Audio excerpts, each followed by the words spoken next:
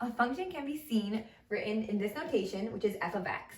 What a function is, it's something that has no repeating x's, or where every x has its own unique y value. So as you can see, these 3 points would represent a function because all the x's are different, 2, 3, and 4, and they don't repeat.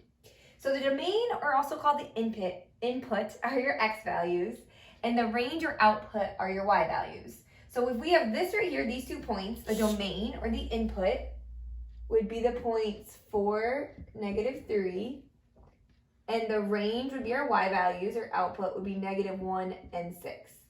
Now for this graph right here, the domain again is our x values, and we always look from the farthest left to the farthest right. So our domain for this would actually be all real numbers. So this symbol right here represents all real numbers, or you could write it as -infinity to +infinity because it goes left and right forever. But the range, we always go from the lowest point to the highest point. So this point right here is -2, and then it goes up to infinity. So you could either write it as -2 to infinity, or you could write it as y is greater than or equal to -2. Either way works. Now, when you evaluate a function, you're basically just plugging in the number into the variable. So if you want to find f of 2 for this function, you're basically going to plug in this 2 everywhere there's an x.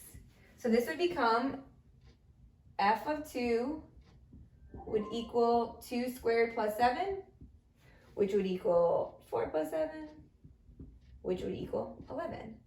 So for this, again, our input was 2 and our output was 11, because that's what we got when you plugged the 2 in. And then finally, the vertical line test is a really easy way to tell if a graph is a function or not. So what it says is if you draw a vertical line through a graph and it only touches once, it's a function. But if you could draw a vertical line anywhere on the graph and it crosses more than once, it's not a function. So for example, anywhere I draw a vertical line on this graph right here, it only touches one time. So this is a function.